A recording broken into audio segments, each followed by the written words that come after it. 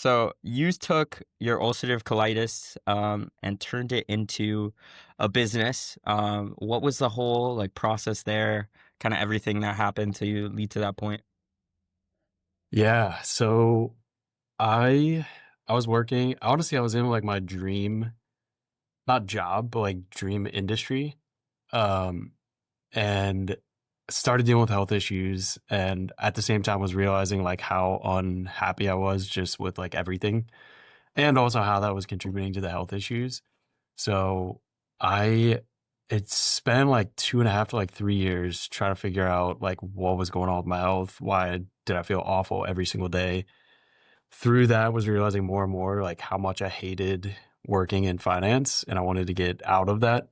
And so once I like actually fixed this issue, ulcerative colitis was gone, 100% like back to normal, feeling great. Just started realizing like I saw a bunch of people posting. That was like right around the time that I think health Twitter and like a lot of that stuff was like really starting to pop off. So I just saw a bunch of people posting about that and decided to try it out and like just share my story, doing tweets, doing videos, all kinds of stuff.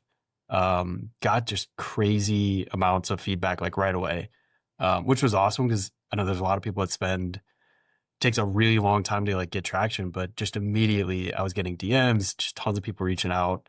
So that led me to like start working with them one on one, doing coaching, and ended up doing that, to the point where like I could do that full time, which was awesome because I wanted to get out of that industry so bad. Um, and yeah, it just ended up working with people for like 2.5 or 3 years full time. Crazy stories similar to mine, like just completely disrupted their life. And some people like losing like marriages and relationships and stuff like that. So it was super fulfilling going from an industry that was just like just about money and like make as much money as you possibly can. And everybody was very shallow to like being able to actually make a positive difference in the world was awesome. It's it was one of those things where like I was kind of blown away by the like amount of people um like reaching out. Like when we would have conversations when we would meet in person and you would get on either sales calls or client calls, um, like the volume of people that were struggling kind of blew me away.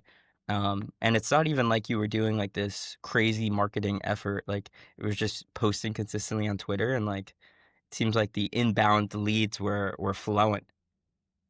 Yeah, that was also a crazy, like, I got input from like a lot of different people that did coaching programs, which has a terrible like stigma.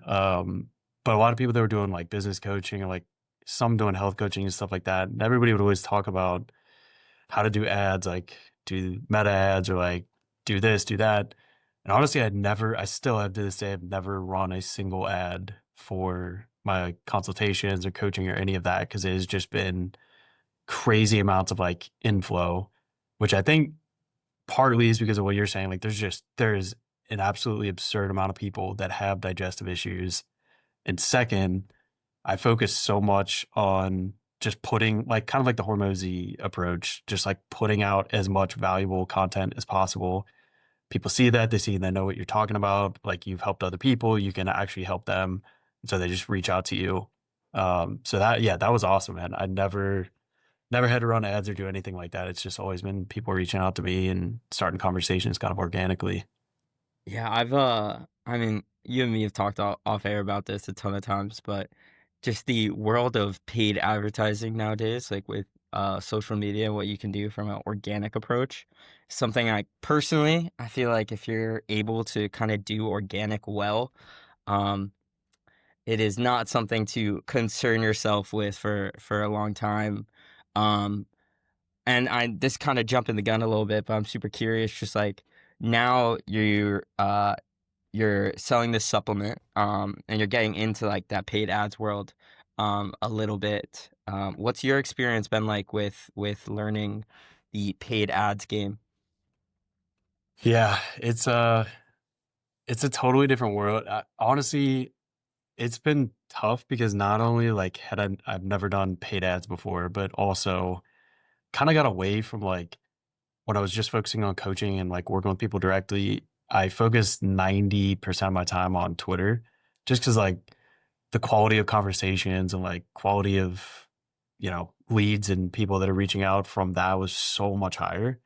So I kind of got away from like at first I was doing Instagram videos and some YouTube videos and stuff like that. Now getting back into like starting paid ads and having to do video content again. There's been a learning curve there. So I don't know. I like that stuff. I think it's enjoyable. Like I have so much, I built up so much knowledge and experience. I have so much to talk about. And I think it's more engaging to like make a video. Like people just resonate with it more. It's more fun to do that, I think, but it's difficult. Like we were just talking about like doing 100 different takes for like a 30-second video or something. Um, but yeah, like the paid ads is like a whole nother beast too. It's not where with organic, it's just like you only have to focus on a few different things, make the video right, like edit it a little bit, whatever. And then when you're doing paid ads, it's like the copy that goes with that, like who you're targeting and like all of these different variables. It's been a major learning curve. Yeah, it's a scary one too because you're in it and you're in it and you're spending money and like you don't know when to do what in the sense of like ramp up budget, turn down budget, like am I seeing positive signs or not? But we'll get into all that stuff. But I was curious from your standpoint of like obviously you did coaching and that was something like you were able to quit your job and do that full time. But it seems like from like our conversations, a big part of like what allowed you to do that was um like buying coaching and courses yourself like in the business space on how to coach. I know that's kind of a funny one, like coaches of coaches, but um how, like that's something I haven't really explored enough. um like what would you say your experience has been like with getting coaching? Do you think it's something like kind of everybody needs to do? Like, do you feel like you could have got a lot of the insights just from YouTube and podcasts and all this stuff? Or um, was it a different experience inside a coaching or course program? Yeah, and honestly, like I've experienced this myself, like exactly like you're describing, but also when I like talk to people about people that are dealing with health issues and they're like considering working with me, they'll say that too. Like, well, I've already done like a bunch of research and like I know a lot of this stuff. It's like that's 100%. Everything that I know and everything I help people with is out there for free. But in order to get that knowledge and the experience that I have that helps me help people, I mean, it's been like 7 or 8 years at this point that I've been like focusing on these things and learning these things and putting all of this stuff together. So I had the same objections that I hear from other people myself when I first started doing the coaching. It was like, yeah, but like there's tons of free content out there. I can figure out how to structure a program, how to do this, how to do that. And eventually I just realized like these guys, like I work with Nick Rogers and Luke Fitz. They had so same thing as what I described. They had like so many years, so much experience and helped so many different people. So like they were able to basically bump my learning curve and like that whole process up by like 6 months, maybe even 12 months. And so yeah, like I had to invest in it and it's not for free. Like it was a commitment, but it helped an unbelievable amount. And since I got to that point faster, like everything else was bumped up as well. So I ended up just like getting to the point where I could quit my job and do this full time much quicker than if I had done it on my own. And it's like, yeah, I probably could have I know I could have gotten to that point on my own, but it would have taken much longer. And it's also like not only just like specific knowledge and like do this, it's like they've worked with so many people. So there's so many stories, there's so many experiences, like things that I would not have been able to get just going through like free content on Twitter, YouTube, stuff like that. So it was insanely helpful. I'm doing that now, like on the e-commerce side of things. I made the mistake of trying to figure out like paid ads and all this stuff on my own. And it helped because when you like when you try to do this all on your own, you don't work with somebody, you're forced to like learn all this. So I got thrown into the middle of this and learned probably just went through so many different mistakes and learned a lot of things. But it's taken me much longer to like get to the point that I wanted to be. So recently just decided to start doing the same thing, working with somebody for the paid ads and figuring that out and just kind of speeding that process up a little bit. But I highly recommend it. I think if you're confident in the person, you know they can get you results. You might have to make some, sacrifices and it's an investment and stuff like that. But there's really no doubt that they can get you the results. Like I always just come to that conclusion. Like I know it's going to happen. I'm just delaying the inevitable. I might as well do it now and just kind of speed things up. Yeah. I think that once you have confidence in the person, that's probably like the hardest part because like there's so many people out there like doing coaching and agencies and all that stuff. Um, that's probably the hard part, like picking the right person to do something like that with. Yeah. Yeah. It like that's what I was saying before. Like, there's a stigma around like coaching and rightfully so. I would say like probably 70% of people that do like coaching and stuff like that are not actually qualified. And I've been burned before, like not necessarily with coaching, but like working with agencies and stuff like that. You definitely can get burned. But You and me both, bro. You and me both. yeah, honestly though, I've noticed this like the free the people who don't put out like a bunch of free content, they have tons and tons of videos and stuff explaining things. People that don't do that stuff, and they'll just like very clearly give surface level advice. And then like, if you want the rest of it, like do this. Those are almost always the people that don't truly have the experience that you need and they end up burning you versus the people that like I said, I put out everything I do with people I work with, I've put out for free on Twitter or Substack or something like that. It's just what you get working with me directly is like all of that is put together in a very easily digestible format. Yeah. It's So like the I've nuance of like, like I think so much of like for me, the hard work has never really been the barrier. The barrier has always been like clarity on what to work hard on. Like obviously when you and me both have talked about this a million times, but like there's a billion things in like the world of e-commerce that we can be doing, like can be focusing our time and attention on that almost gives you like uh paralysis in the sense of just like what do I focus right now on emails and spend my whole day redoing my email flows and getting my campaign set? Do I start trying to figure out ads and like, and it's like all this kind of lack of clarity kind of just breeds like, I don't know what to spend my time on. And then that leads to like, you kind of just scrolling TikTok or whatever it may be. Um, and yeah, I mean, I wanted to ask you this because, this is kind of the camp I'm falling into. We've had these conversations in the past, but the agency conversation. Would you say you're like, are you not going to use agencies again? Like what? Because I'm kind of at the point now where I'm like anti-agency. If there's like agency related things, I would rather hire a VA with experience that like kind of has a little bit of like a VA plus coaching is kind of the camp that I'm kind of thinking about falling into more than like hiring an agency at this point. Where's your kind of mind at with all that stuff? Yeah, that's a good one. Eric Kier, I think is how you say it, Eric Kier with base. He told me like super early on. I was talking to him about this stuff, and I remember him talking about like if you just hire like immediately, like you hire an agency to do your emails or to do this, that, and you don't understand it, you're not gonna be able to tell like if they are doing a good job or if they're not. And I did that. Like I worked with somebody not like on an ongoing basis, just to like help set some things up. And I didn't know anything about the things they were doing. So at the time I was like, oh, this is great, awesome job. Yeah, And then I thought they now that look good too. yeah, now, I mean, the more I know, like I go in there and just not even just like design things, but the way things were set up and like little details were wrong. So I'm not anti agency, but I do think the right approach is like do it yourself first, whether that's like on your own or through a coaching program, learn it. And then if you want to like, I would still like, I still plan on handing things off to agencies and like having them do my emails or something like that. But now I know if they are good, if they're doing a good job, and I can like track that. But I do think like what you're describing too, the social media side of things, making content, like just some of the monotonous stuff, like answering DMs and stuff like that. I think with those types of things, I think it's much better to just learn it really well yourself, write a really good SOP, and then find a VA to be able to handle that. 100%, dude.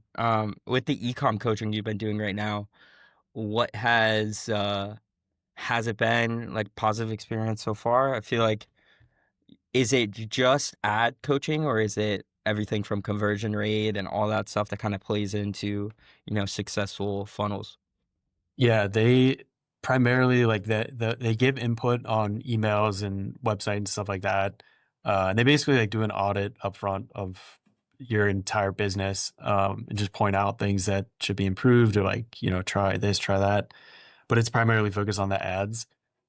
It's still early, so like I mean, it's a 6-month program, so I'm not expecting crazy results within. I don't even think it's been a full month yet.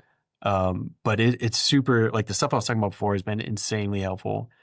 I have so many questions. Like I wasn't structuring my campaigns well. I had no idea how to gauge how much time to give it, like before I kill it, or add more budget to it or whatever. So that has been insanely helpful. And then what I really like about it is this is why I always try to, if I do like a coaching, I always like the ones that are more of like a community. So there's like 50 brands in there or something like that. You can see the conversations other people are having, or like somebody says, "Hey, what do you guys do about this?" And it's like a question I also am wondering about. So it's insanely valuable. So I've only been in it for like, I think like 3 weeks or something. I've already learned like more than I have over the last year that I've been doing this stuff on my own. But yeah. Um, I want to get into more of the ecom stuff, but I want to go back to like your coaching offer.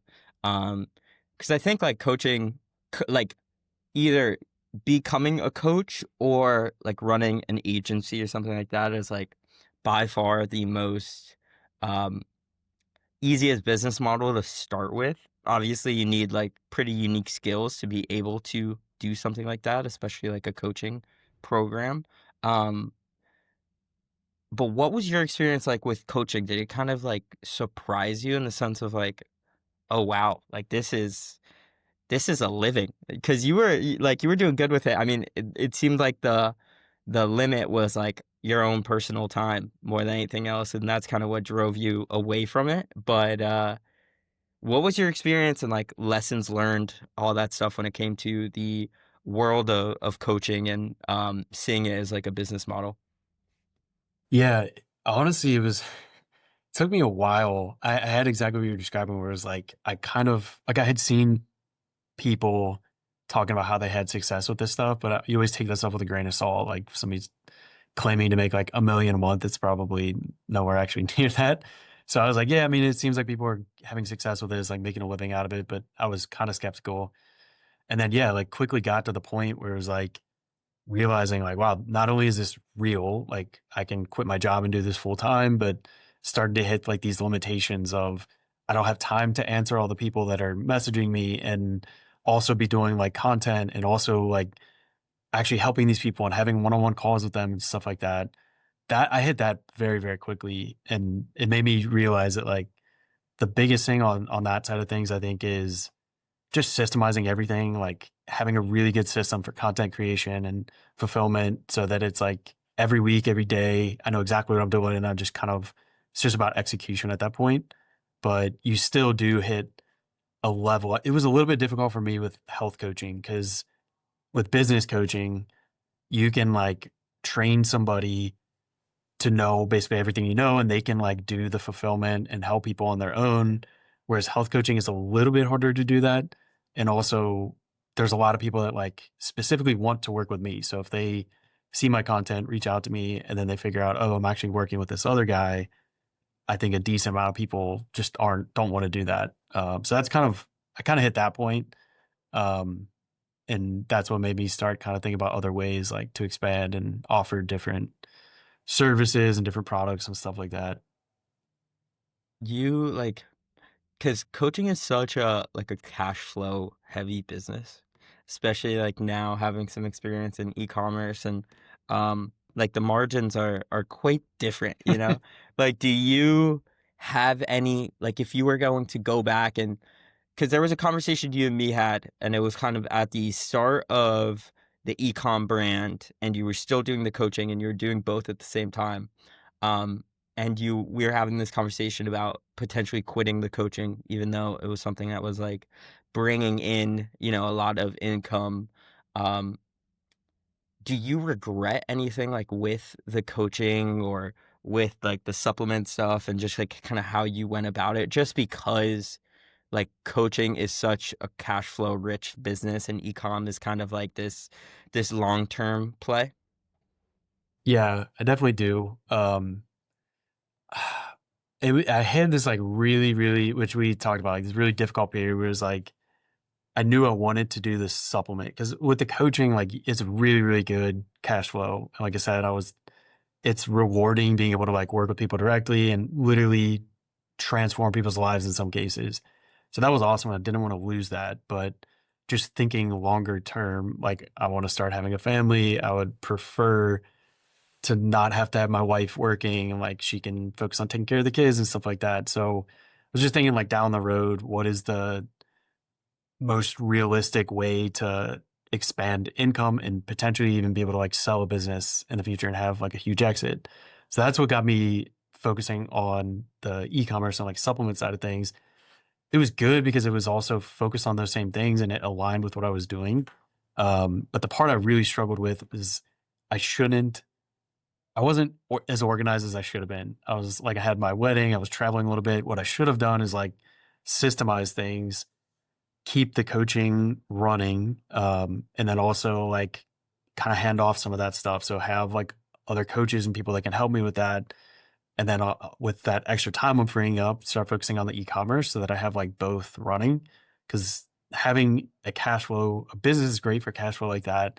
That's funding the e-commerce side of things would have been fantastic, but I just didn't go about it the right way. And eventually got to the point where it's like, all right, I have to decide either focus on the coaching or focus on the e-commerce.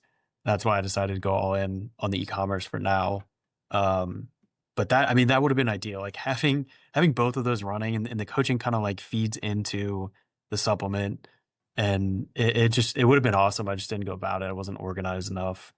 Yeah, I mean, dude, it is one of those things though, like in order to I think like the pull for like entrepreneurship in general is like the hardest thing is just sticking to the thing because you like get pulled in a million different directions, whether it's like a new business model, a new product, or just like a new way to market versus just doing like more of that one thing and just like doubling down on like what works. Like for example, for Labify, like affiliates is has been our like bread and butter, completely how we've like scaled the business and had success. It's almost been entirely affiliate based. Shout out you for sending your coaching clients to us. But um and then it's just like you want to diversify into like paid ads and doing all these things without even like really remembering or focusing on double down on being on doubling down on what works. So like all that to say,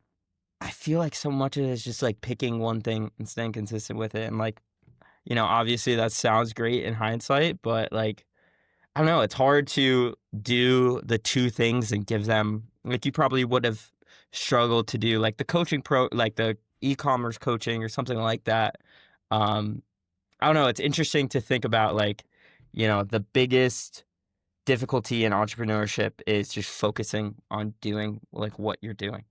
Yeah. It's hard to like at the beginning when you're starting, whether it's e-commerce or like coaching or whatever, you don't have things built out. You don't have things under control. You're not like making a lot of money at that point. So you see, because like a lot of the stuff that I've learned, the connections I've made and stuff, it comes from scrolling on social media and like finding somebody. And it's like, wow, this guy knows what he's talking about. So at the same time, like that stuff can be bad if you overdo it and you're just like constantly scrolling and spending too much time doing it. It's also very, very valuable. So something I do struggle with is like you're saying, you've had great success with the affiliate side of things. So I think like going back to another thing Hormozy talks about, like if that's working really, really well, putting all of your time and attention into that and like getting to the point where you're making millions of dollars just from that and then expanding into other things, I think that makes a lot of sense. But there's also people that don't do that and they have affiliate, they have paid ads, they have this, they're doing it all at the same time and they also have success. So I don't know. I think there's trade-offs, like, I don't know that one way is right and one way is wrong, but I've found, like, when I do just focus on email marketing, or I do just focus on paid ads for several months at a time and just try to perfect those things, I get way better success than if I'm trying to do affiliates and email and this and that. Totally. It's just, yeah, it's overwhelming.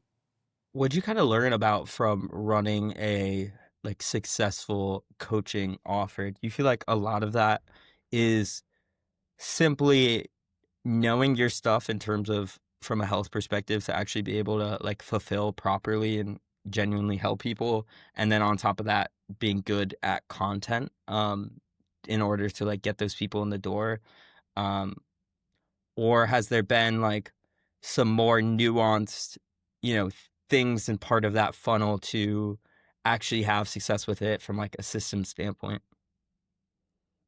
Yeah, yeah. So honestly, you can really get to. I think it's all of that. Like, you can build out like a really solid coaching business where you're making enough to like do it full time, quit your job, whatever your situation is, and not really be super organized. Like, you just put out a video a day, or like, one thread or one detailed post a day on Twitter, and then you have the knowledge. Obviously, like, that's the key part, is you have to like actually be able to help people, or else they're going to realize that you can't, and then you're not Mhm. going to get future people. But if you have that part down, and you also are like even just decent at making content, you can build like a pretty solid coaching business.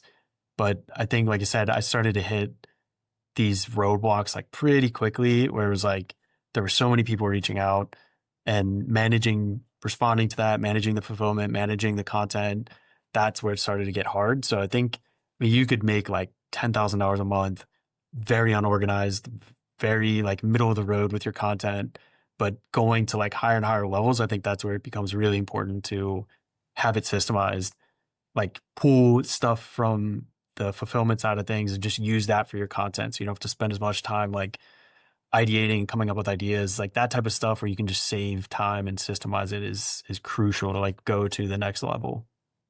Like if you were somebody else and you were just getting started for the first time in like the world of entrepreneurship, do you think that the name of the game is simply like learning a skill, getting really good at that skill, and then creating content around that skill in a niche variety, and then having a coaching or agency business, like something like that cash flow heavy business? Um, do you think that's like the best way to get started? That's kind of the direction I'm leaning towards. Yeah, I do think it is. Because it's like, I've seen people that don't do that, and they try to go too quickly. Like, I guess, with a few different examples, like they don't really have the knowledge or experience you need to like actually coach people or provide a service on that yet. So they'll try to go too quickly, and then they don't get the results that they're like promising people or leading them to believe that they can get. And that blows up and becomes a major problem. Um, so I think, yeah, the best thing is just like, if you're already very skilled in something, spend a lot of time like creating content, like getting the message out there about that, and then eventually it just becomes like inevitable. Like in my situation, there's so many people reaching out. It's like, okay, I can start helping them. I can start coaching them, and it's free. Like, you don't need to quit your job and like make a big commitment. You can literally just spend like 20 or 30 minutes a day making videos, making Twitter posts, post them, start getting traction, and then it inevitably kind of gets to that point. No doubt. I think it's a very approachable way of doing things because it's not like with ecom, like if you're going to start with ecom, there's a lot of things you need to have dialed in before you jump in, like from inventory to like having good suppliers to knowing how to do email marketing and Shopify and conversion rate optimization, like how to get client. I mean, there is like so much that comes into that, and like the fact with ecom, like your average order values, like or lifetime value, so much smaller than if you did like a coaching program, so it requires a lot more people to make it make money and make it make sense. Um, but all that to say, like obviously, ecom has a very big picture, um, much better possibility of like a big exit or something like that. Um, so from like the e-commerce standpoint, I mean, you and me both have been, how long has it been that you started the supplement? When So I did you start the supplement? started basically in like October of last year. So it's been like exactly a year, I think, as of a couple weeks ago. But I was at that time I was like still doing the coaching, so it's kind of like, I mean, I launched it and that's when it officially started, but it wasn't. It took like 3, 4 months to even get to the point where I was like putting enough attention into it to Hmm. make it like a real business. And I've been trying to like simplify ecom for my own personal sanity and like the where I have been how I've been kind of thinking about it is like um driving traffic, converting traffic, fulfilling traffic, and like breaking it down into those three things. And the fulfill is not the most difficult, at least at the start. The converting is a beast within itself, um, but is something that when you get it, you kind of get it. Like your website doesn't need to change that much once it has a good conversion rate and all that stuff. And then it comes down to just driving traffic to the site and driving the right traffic to the site. And so obviously the ways you could do that is like social media, paid ads, cold outreach of like DMing people, which in this context doesn't really make sense for ecom, and then warm outreach, which I consider like email marketing or like people who've already kind of opted into the funnel in a way. Um, from this past year for you, do you feel like paid ads now? Because before when we were talking about coaching, it seemed like organic makes a lot of sense. Do you feel like now with the experience in the ecom coaching, obviously it's still early on, um, do you feel like that is the name of the game when it comes to ecom and kind of the supplement world? Yeah. So I mean, I'm definitely not. I wouldn't consider myself like an authority on this topic. Very much in the middle of scaling, like getting to a decent point, but just from like all the connections, like friends and people I know that are way ahead of me, and people in this program and stuff like that. Honestly, so I think there's like two sides of it.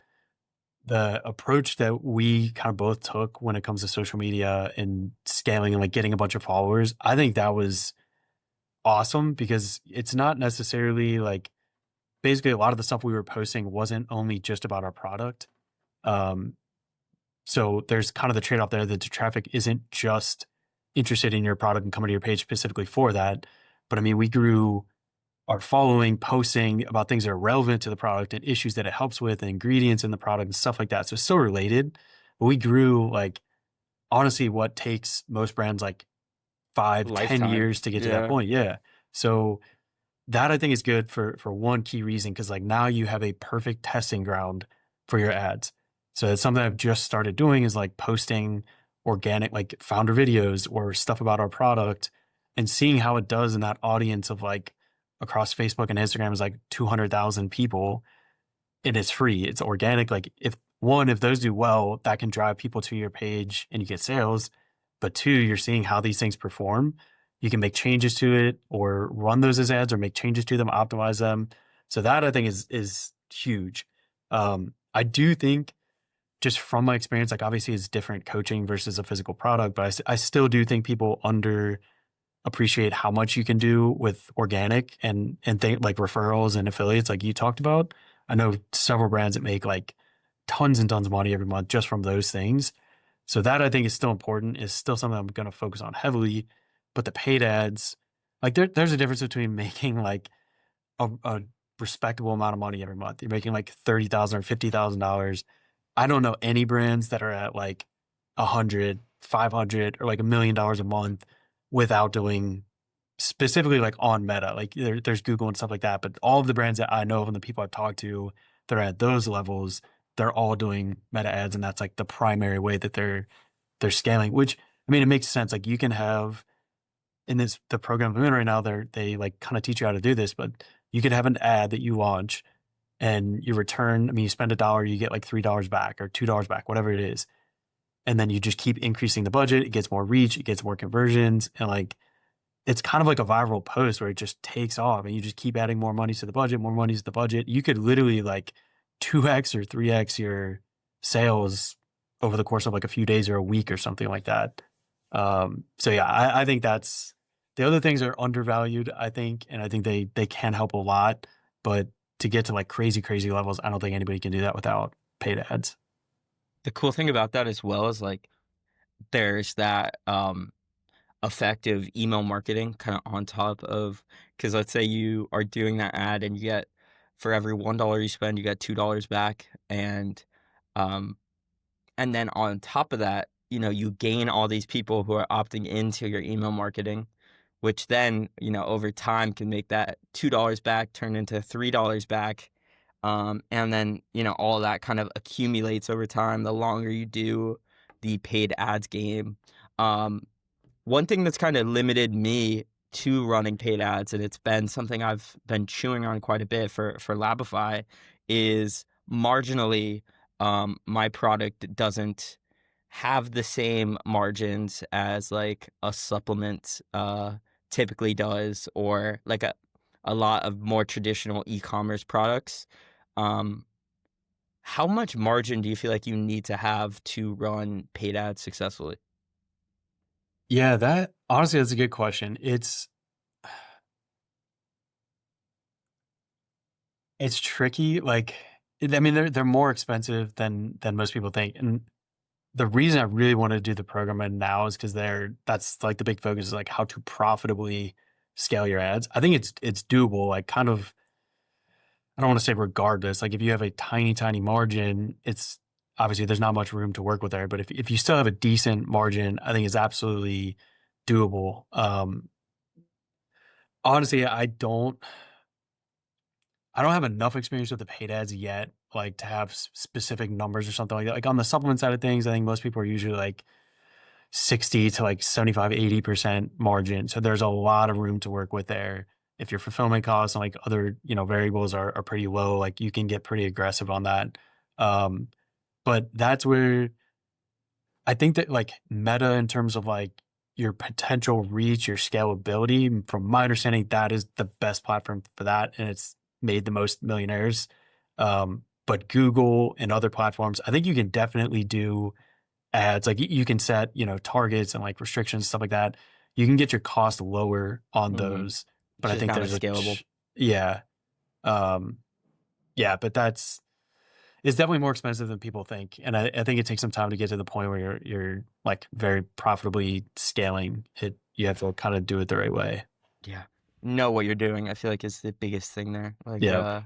Which I which blew is, through so much money not knowing what I was doing, and just kind of winging it. Like my ad sucked, my campaign structure sucked, and I just blew through so much money. And oh man, it's so frustrating. yeah, it's difficult, dude. It's not the easiest game to figure out. I think like, something I've been thinking about a lot lately is just essentially like it's um it's like chewing glass in a way. Like you're in this game and it's a lot of mixed signals till you break through. And it's like what do you kind of do about that? Like on a daily basis, it's like, is this like not working? Like when do I know when to maybe transition to something else or just like stick with this thing? And um it's something that obviously on the outside, people are posting Shopify screenshots and all that stuff, and it seems like a thing that's very profitable and that, everyone's making a shit ton of money that has a brand. Um, but there is some very big brands out there that still are not making much next to any profit. Um, So yeah, dude, I've been kind of just thinking about that lately in terms of um when to know when to do what, because like obviously there is a lot of negative signals before you kind of start to have some success with it. Yeah. I think a lot of that stuff is it's misleading. I don't know. There's a lot of it's good because like it wakes people up to the fact that like I was, you don't have to be like stuck in a 9 to 5 and miserable, and you can start an e-commerce business, make a ton of money. But yeah, like the revenue numbers really don't mean a single thing. You could have a business where your profit margin is like 20% or 30%. So making 100,000 a month is not what it seems like it is. Um, but yeah, honestly, man, like regardless of what it is, regardless of your business, your margins, like what your approach is, if you're just winging it or like if you have a product that just kind of takes off right away, going through this process, whether you're successful or not, I think is so worth it. Like I studied business in school and I learned more in the first like 4 months of running an e-commerce business than I had in 4 years of studying business specifically. It's just like not even just with business, like life lessons and learning about yourself. And there's so much that comes from it. So you can't get huge payoffs and, an exit or something like that one day, but even just the intangibles that you pick up and the knowledge and stuff is crazy, crazy valuable. Yeah, and it's like one of those things as well where like I think Hermosi is a really good example of this, and um, where he talks about how he his business partner like stole a bunch of money from him, and he was at zero or in debt or something like that, and he really needed to crawl out of that hole. And he was like, dude, I just spent the last 6 years of my life like building this business, and I have absolutely nothing to show for it. But then he proceeded to, I think he made like $120,000 the next month, um, because he had the skills to do so that he learned. And like he thought he had nothing to show for it, but it was like he accumulated this knowledge and this skill set that kind of allowed him to then um, break through and have a lot of success, even though, his business didn't even work. Um, so I think all that to just say is like, especially with the paid ad stuff, like if you can get really good at paid ads, I don't know where AI and all that shit's going, but for right now in the world that we currently have, like if you are very good with paid ads, you can make money you always have that money making ability in you. Yeah. I think it was I want to say it was the C or like the founder of Poppy, those carbonated drinks. I'm pretty sure it was him. I might be mixing up two different people here, but I just found him on Instagram. He's been doing like founder type content. First of all, I didn't realize they sold for $2 billion, which is Crazy. I don't even know when they launched, but it definitely wasn't like 15 or 20 years ago. Like that's a pretty new company. But I think he was talking about there was like a month early on in the process where he was down to like his final dollars, and I think he was like struggling to make his mortgage payment that month or something. And so he was literally like about to give up. I know he had like his wife at that time. I think they might have had a kid, and he was like, I gotta like make money, like we gotta survive. So he was about to give up and go find like a 9 to 5 again. And then just something like a video took off or like some kind of breakthrough happened. And then from there it just started to snowball. And a few years later he sells his business for like $2 billion. And it's the amount of times I've heard people talk about almost the exact same situation. Like I was about to quit, I was about to go get another job, I was about to do this. It's with e-commerce specifically, it's just like whoever survives the longest. Cause it's like you're saying, you're picking up valuable knowledge, you're learning a lot.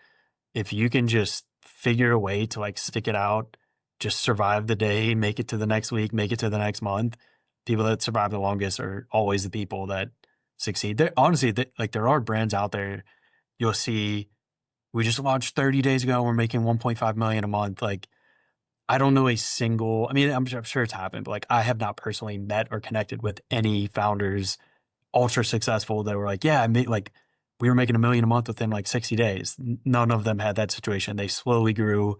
They had roadblocks, like months where they were about to quit, and then eventually got there. Yeah. A lot of the guys I know that are killing it, that as well, like they've been taking out like Shopify loans and PayPal loans and shit to just even um keep the lights on and keep moving forward. It's like all those guys who really kill it. It seems like there is a very long period of time where you just gotta fight through it. So all that to say, like, do you think you would recommend ecom to somebody? Not everybody, honestly. I dude, I've always had like a high pain threshold, like literally physically and also just like mentally. And this, I worked in, I had a job in like mortgage and investment banking, which is typically like there was weeks I worked like 100 something hours a week.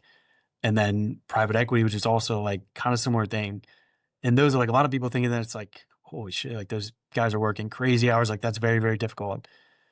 I started doing this and I blew those numbers out of the water. Like there's nights I just like I like didn't even sleep. I like 3, 4 days in a row, like there was just something that had to get done.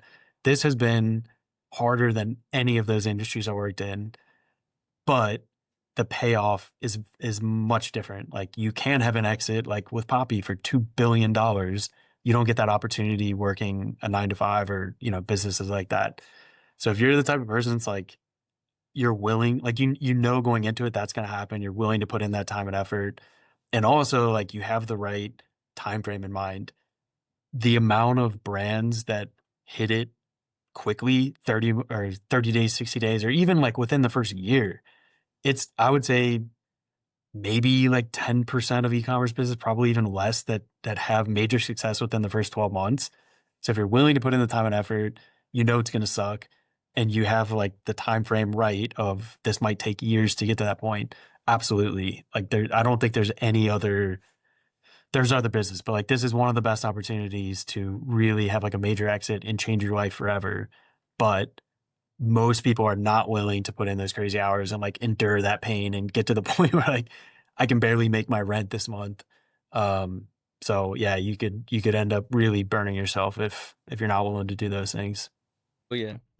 I mean, dude, yeah, I've been very much like inspired by the work that you've put in many ways. I've seen it firsthand, man. You grind with it, and um it's one of those things where it's like I think that it's like you if you could just like we talked before about like almost that concept of like more better new, where like, once you have success with something, you do more of it.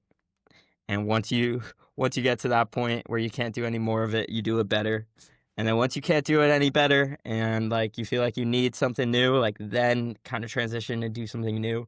Um, but if you can just like stick with that concept and stay with that versus like keep jumping to something new, I think in ecom, like it's one of those things that like it's a game of endurance, but if you can get it, you can kind of start to double down in a big way, like we were talking about with the ads thing before. Like, you put $1 in and you get two back, and as long as you can, you know not jump the gun and try something new and stay consistent with that thing, the payoffs are big time. Yeah, that's been tough for me. I have like 8 products, like formulation, everything's like ready to go. I've wanted so badly to launch additional products, but for that exact reason, like I want to get the systems, I want to get like have a well-oiled machine, and this product is just like absolutely killing it, and then start launching a bunch of other products behind it. Um, and it's the same, like not even just with products, like it was the same thing with I wanted to launch paid ads, but I also needed to make sure like my emails, the flows and everything were good, because like you said before, if people go to your site, they might not buy. So you're spending money on the ad traffic, but if you don't have your emails built out, you're losing that. So yeah, that's something I've learned along the way, and I feel like I'm much, much better at it now. I just kind of focus on like this thing, get this to a good point, focus on the next thing. And once all that stuff is as good as it can possibly be, then you start launching other products or whatever it is. But it's tough. I think a lot of people struggle with that. Yeah. And it brings me to a topic I wanted to ask you about, which is like product versus business owner. Like, what you sell versus how good you are at selling. Um, because I think like I mean we've seen it firsthand on within a few examples of if you pick the right product or pick a very easily sellable product, you can get away with not being like the best in the world at ecom and start to kind of, move the needle. And then there's some products that they might be great products, but they are not the most viral or easiest sell. Um, and so, yeah, I mean, it brings up that conversation of like, you know, the new products and all this stuff, and it's like kind of easy to jump to that next one. But how important do you think it is to pick that really good first product versus just being really good at ecom in general? Yeah, so I have a buddy that I think he's been testing out like a bunch of different ideas. He wants to launch an e-commerce business. We were just talking about this the other day where there's people like I'm blanking on his name. I just found this guy. He does like drop shipping. He it was literally just like some stuffed animal or something for kids. There were apparently like it went viral at some point. I don't know if it was from like a TV show or something. Anyways, this guy made like millions of dollars from a stuffed animal. And there's tons of examples of that. I think at the same time that like, yes, you want a good product. And I think that's very important. And that's the approach that I took. I've seen people have crazy success just getting like the marketing side of things down. And they just have like whatever, like they could sell like the Jordan Belfort example, you could sell a pen as long as you do the marketing well, you can be crazy successful. But I think it is important. Like the way that I wasn't building this business the same way I wasn't building the coaching just to like, yes, I want to make money and I want to like set my family up, but I actually genuinely wanted to like help people. So I spent tons of money like getting a better product and making sure the formula was perfect because I wanted to build this as like a brand that lasts and a brand that has like a whole line of different products. It's people know it as like premium. It actually helps. The ingredients are way better and get to the point where it's like this is like a household name, like Now Foods or one of those. So that's the approach I took. And I knew it was gonna be harder. Like the product I started with is not a viral product. It's not a product that people just look at and, intuitively understand. So it's made things more difficult, but it's also forced me to like go through the trenches and really learn the marketing because I don't have a product that's like viral. Oh, I've seen this on TikTok. Like people already know what it is. So it's made me get much, much better with that side of things. But yeah, I think you can go either way. I think it just kind of depends on what you're trying to build. If you're just trying to make money, like you could sell literally anything and focus all your time and attention on the marketing. When you have those conversations like with your friend who's wanting to get into ecom and launch a product and stuff, like what did that like advice look like that you're kind of giving him and talking him through? Because I know for me, I'm like, are you sure? Are you sure that this is for you? Like, He is in the camp that he doesn't like. He is literally just wants to like make money, buy an island, and disappear. Is kind of like his focus. So I was explaining to him like it really doesn't because he'll text me all the time and be like, "Dude, I just look at this product. Like this is the dumbest thing I've ever seen." But these guys are making like you can see the sales on like TikTok Shop. Like these yep, guys are yep. making millions of dollars a month. So my advice to him was like focus all of your time, like do a coaching program or whatever. Like spend as much time as you possibly can getting good at copywriting, emails, ads, and like figure that stuff out. Get really good connections. Like if you're gonna do the TikTok thing, build out like a network of different affiliates, like people posting your product, because that's like if you really want to grow as quickly as possible, that's like kind of the most important things to be focusing on. Um, so yeah, I mean his situation is a little bit different, but other people, I would, if you're trying to build something similar, like you want something that lasts, you want like to be known as like a premium high quality product. Obviously, you got to put more time and attention into like the branding and making sure you actually have a good product, or else people aren't going to come back and, your long term value, your customers are going to be so much lower. You had a phase, I forget how long ago it was at this point, where you had a bit of a nomadic stint for like what was it, like 6 months, 8 months? It was quite a while where you were kind of on out there. Yeah, I mean, I kind of like parlayed my honeymoon with moving to Brazil for like half of the year. It was like I think we were gone for like 8 months total during that period.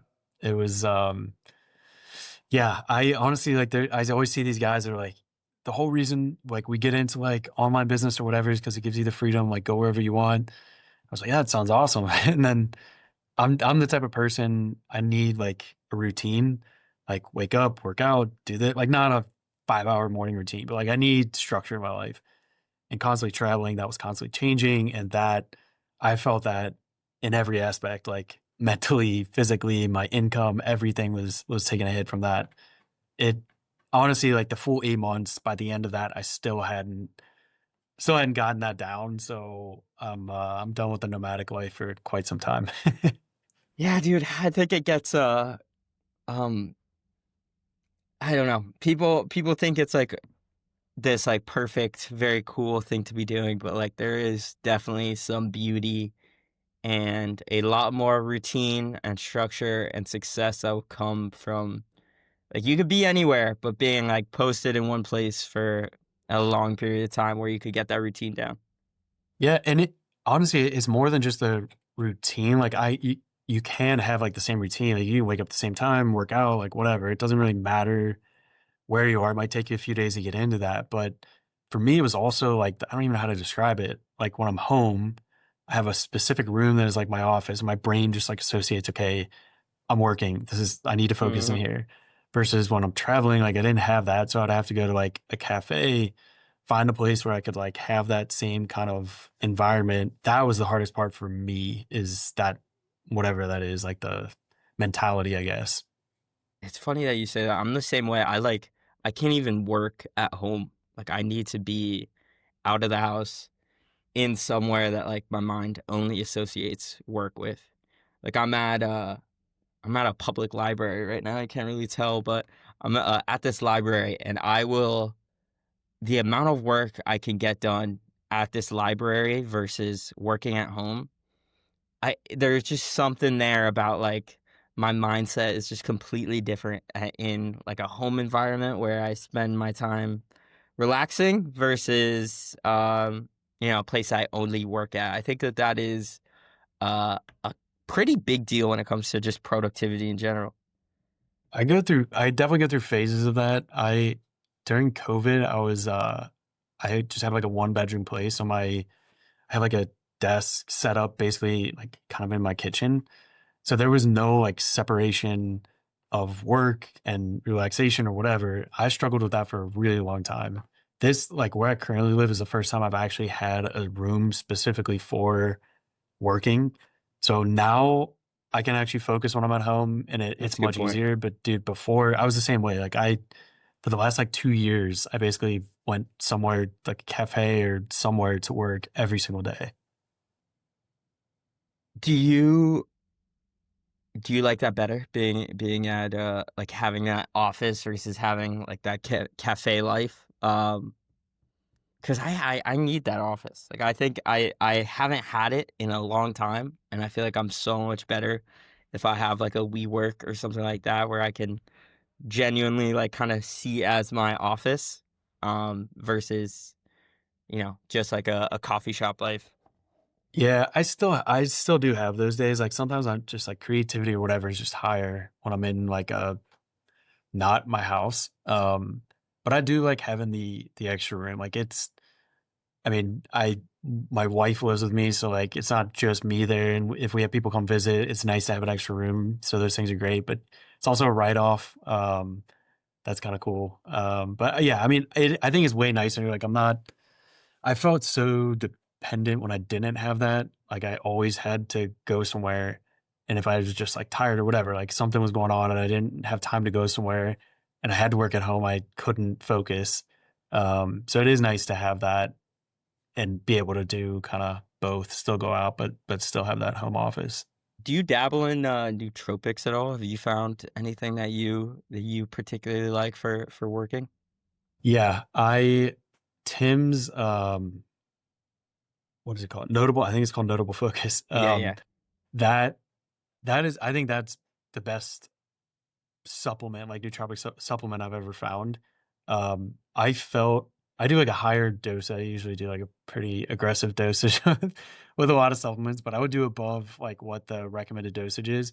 That was the closest thing.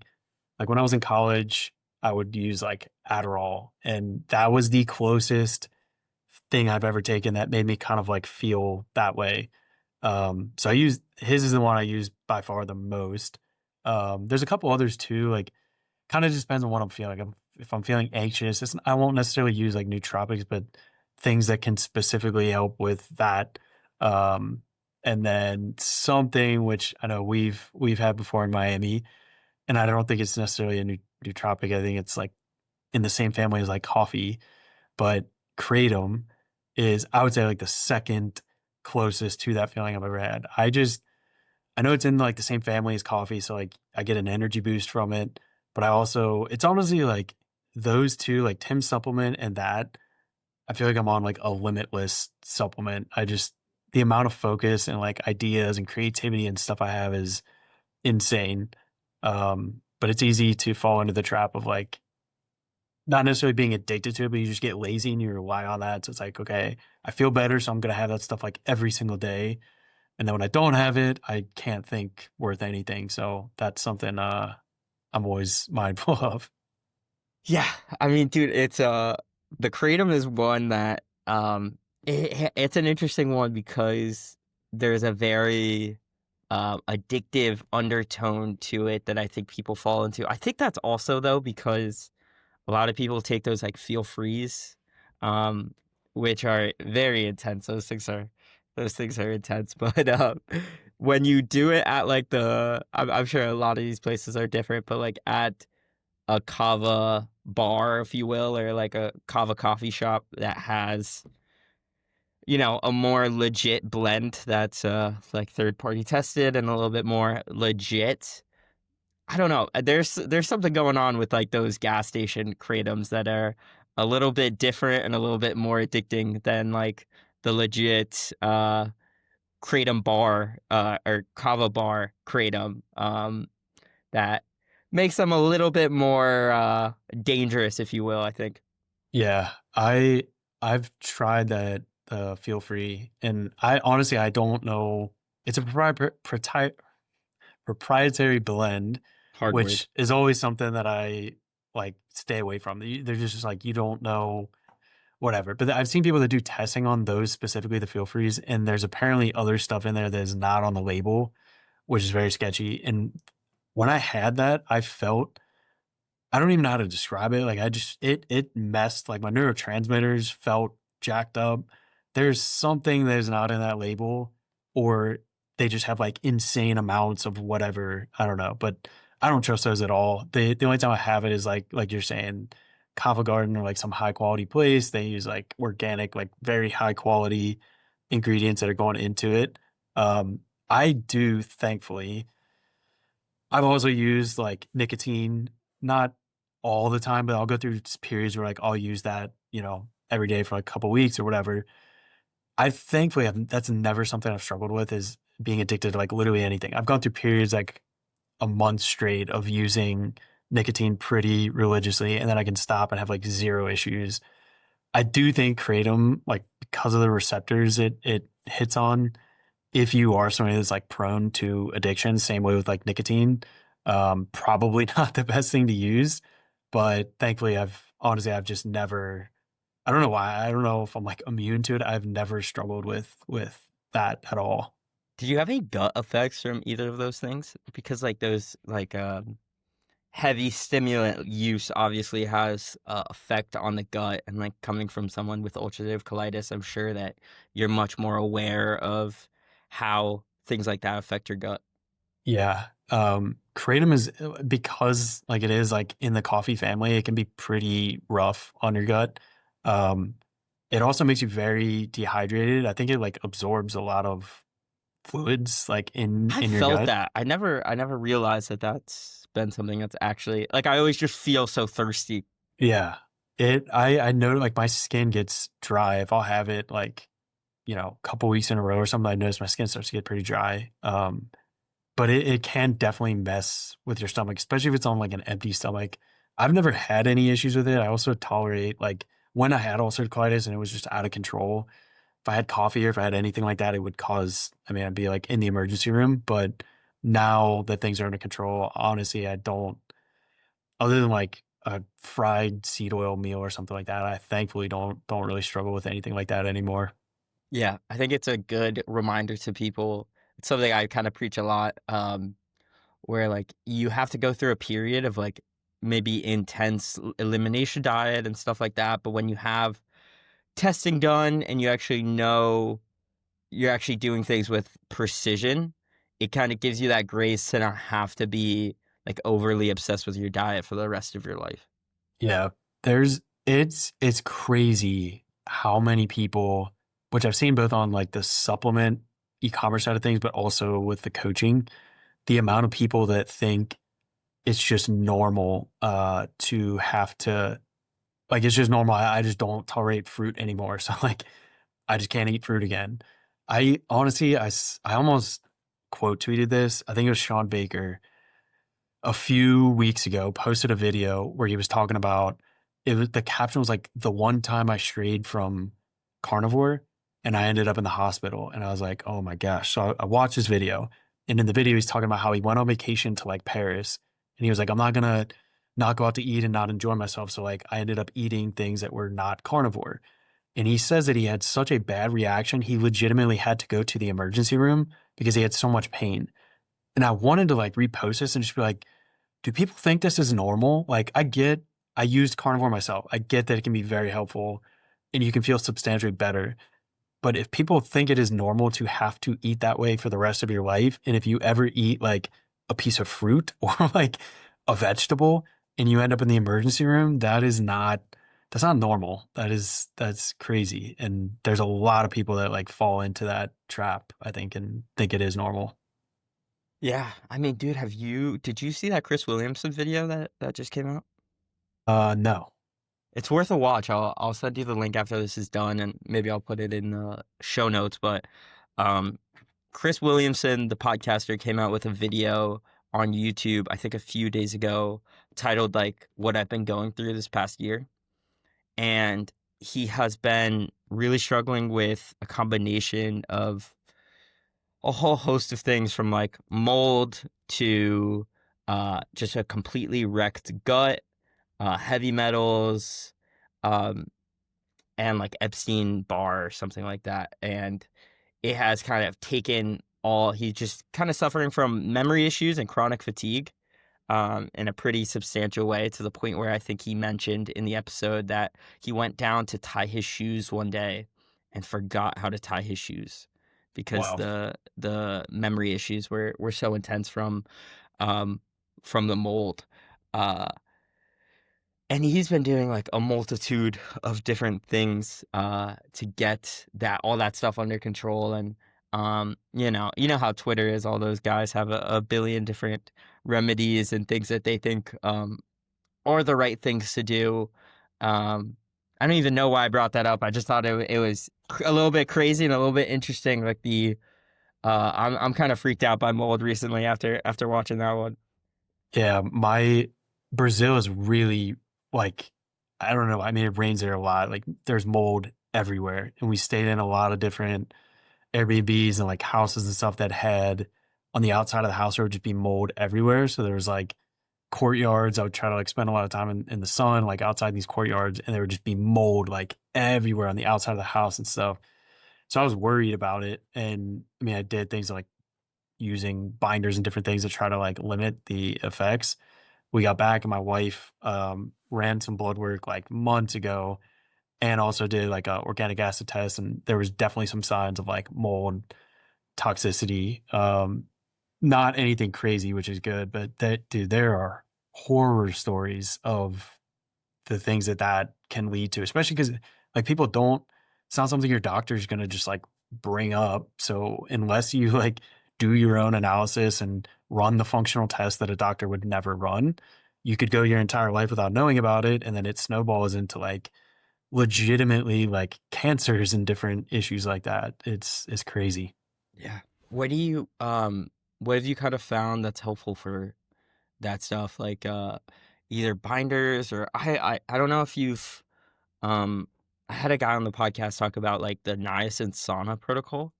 And that was kind of fascinating hearing about like 9/11 survivors, and they ran this niacin sauna protocol and had pretty incredible results. But from like a detox standpoint, anything that's uniquely interesting to you with that? Yeah, there's usually like this is mold is not my air like it's not something I've focused heavily on. Um Usually like if somebody has like a really, really bad mold situation, Andra I think she's like just wildly knowledgeable about it. So I usually refer people to her. But something that I have seen is a lot of people with mold issues also have like fungal overgrowths, and it definitely like both sides of the coin. Like the mold issues affect your gut for sure. And then the gut issues I think can Exacerbate or exacerbate and yeah. make it harder to fix the mold issue. But it's usually, I mean, it's like that with like anything though, like heavy metals, all kinds of different health issues. Is very rarely like you just have mold. You should just focus on like detoxing that with like binders or niacin or whatever. There's usually like several layers to it. There's like liver issues, so that's an important thing to focus on. I know nutrient deficiencies is also pretty common. Um, so yeah, it honestly, I just thought about this today. I had a call with a guy before, and he was like bringing up topics. He was talking about like, I was asking him like, what things have you done to try to like fix what you're dealing with? He was mentioning like circadian rhythm. Um, like I did like an oat test. I was doing like micronutrient, and I'm like, this is insane. When I first started posting and like talking, literally nobody talked about or like knew about those things. And I think the knowledge level of just like the average person has gone up so much, and the distrust of the supposed experts has gone up so much, which is amazing because people are actually like starting to kind of get somewhere with their health on their own. Completely, dude. It is yeah, the level of like young people, I think in particular, like see through like propaganda, if you will, for lack of a better word, like so much more, and they have such more of a distrust for pretty much everything at this point. It's fascinating how like, you know, side effect of modern social media, and but I'm curious the direction all that stuff's gonna go into. Like, um, with Sora, did you see the Sora, the ChatGPT video AI tool thing? Yeah, I've done like I've tried to do like image generation. But yeah, I know they do like video. I haven't tried it out yet. Oh wait, let me. I gotta try to find something for you. Have you been? Do you have like Instagram Reels or Instagram um downloaded right now? But yeah. Have you been seeing any of those like Sora videos and how good they are? Yeah, I saw a guy I forget what the video was. I mean, some of them also what is that one? It's the Google Gemini like Oh yeah, yeah. The Nano Banana or Nana whatever. Banana or yeah, yeah, yeah. I've seen several from Sora and from that are like Crazy, dude. I would not have known at all. It's a Yeah. little bit tricky. Like if you're trying to do something, like if you just give it like a prompt, like generate this scene, and you're not giving like, for example, like a supplement label that needs to look exactly perfect. I think the quality is like crazy good. Gets a little bit trickier when it's like, hey, take this like logo on this product and like put it into a video and make it look. I've struggled with that. That's been super. I've spent like entire days just trying to work on like prompts and get stuff to look good with that. Which one have you used? The Nana Banana one? That's the one I've had for that specifically. Like if you need it to be identical to a product, that's the one I've had the most success with. Um, Sora, I would say is probably like number two for me. Um, but I haven't tested like any videos or anything like that before with any of them. Yeah, it's a crazy world, dude. All that stuff. It's I don't even know what's gonna happen with all that stuff. Like it's getting pretty close to being like hard to tell the difference between reality and fiction. Yeah, it is, man. It's crazy. Yeah, no doubt. Well, Nick, bro, I appreciate you hopping on. Always fun to chat. Excited to see the things that are next, and let's scale some ads, bro. I'm excited to see how this all that stuff ends up working out.